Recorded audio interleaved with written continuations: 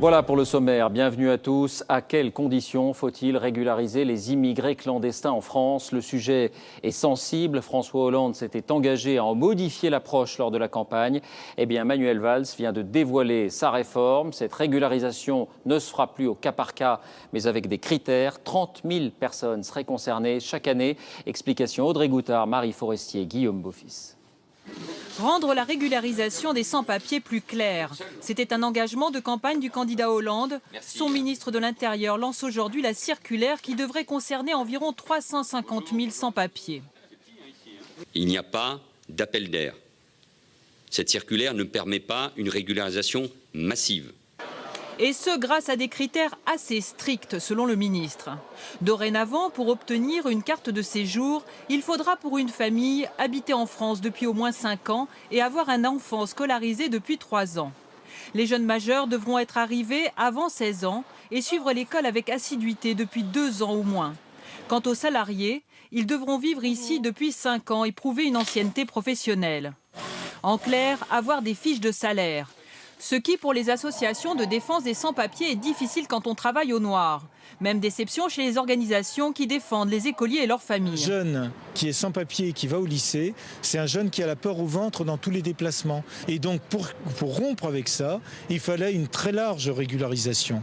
Même mécontentement pour l'opposition, ces mesures sont un appel d'air pour des régularisations massives. Systématiquement, des associations, des groupes de pression feront un lobbying sur les préfets pour obtenir des régularisations. Donc bien évidemment, grâce à ce dispositif laxiste, ces associations vont en profiter pour obtenir bien plus. Selon le ministre, ces mesures devraient aboutir à la régularisation de 30 000 sans-papiers par an, ni plus ni moins qu'auparavant. Autre réaction, celle du parti de gauche. Il déplore une circulaire qui se situe, je cite, dans la stricte continuité de Nicolas Sarkozy. Dans un instant, on va un peu plus loin. Quelles sont les voies d'entrée des clandestins en France? Combien seraient-ils sur notre sol? Juste avant de répondre à ces questions, écoutez ce témoignage, précisément celui d'une jeune femme sans papier. Elle a 18 ans, elle est étudiante. Clément Le Goff, Frédéric Bonne. La plupart de ses camarades ignorent sa situation. Comme eux, Mavi Diateo est étudiante, mais elle est sans papier. D'origine congolaise, elle est arrivée en France il y a 5 ans, mais n'a toujours pas été régularisée. On n'a rien pour prouver qu'on existe. C'est-à-dire qu'on a nos papiers à nous, qui viennent de notre pays à nous, mais en tant que résident en France, on n'a rien, mais rien. Cette étudiante a quitté le Congo pour rejoindre son père, qui a obtenu la nationalité française. Cela fait 2 ans qu'elle a entamé ses démarches de régularisation. En attendant, elle cumule les récépissés de 3 mois et dit très mal le vivre. Un combat perpétuel. Et jusqu'à aujourd'hui. Comment est-ce qu'on vit sans papier?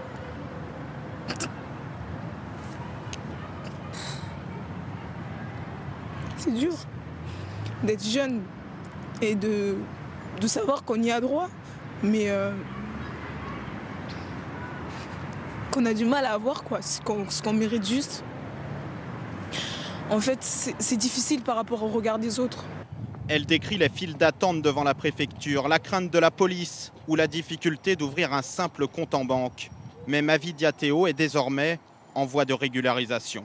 Vous n'êtes pas dit, je pourrais aussi être autant, voire plus utile dans mon pays d'origine? Plus utile, ça dépend comment vous le prenez. Ça dépend dans quel sens vous le dites en fait. Vos connaissances, vos études? Ah mais c'est sûr. C'est sûr que je serai plus utile là-bas. Mais je le redis encore, je suis toujours utile ici. Toujours. Pour elle, la France, ce n'est pas un rêve, c'est une volonté. Je suis venue dans ce pays-là pour rejoindre mes parents, enfin mon père. Et franchement, je veux vraiment faire partie de ce pays et je suis bien là, dans ce pays. Et je veux être française. Je veux. Ces papiers sont aujourd'hui en préfecture. Dans quelques jours et d'ultimes démarches, ils lui appartiendront. Voilà pour ce témoignage. Alors, combien sont les sans-papiers? Quelles sont les voies d'entrée? Quels sont les contrôles aussi? Les questions et les réponses avec Stéphanie Pérez. Par définition, les sans-papiers ne sont comptabilisés dans aucune statistique. Le ministère de l'Intérieur ne dispose que d'estimations. Combien serait-il actuellement en France ? Environ 350 000. Impossible de savoir combien exactement entrent et sortent du territoire chaque année. D'où viennent-ils ? Essentiellement des pays du Maghreb, d'Afrique subsaharienne, de Chine, d'Afghanistan, d'Europe de l'Est. Là aussi, ce sont seulement des grandes tendances. La plupart entrent sur le sol français avec un visa de tourisme et restent illégalement après son expiration. Combien de régularisations sont envisagées avec ces mesures ? 30 000 par an, une moyenne qui reste la même que sous le précédent gouvernement.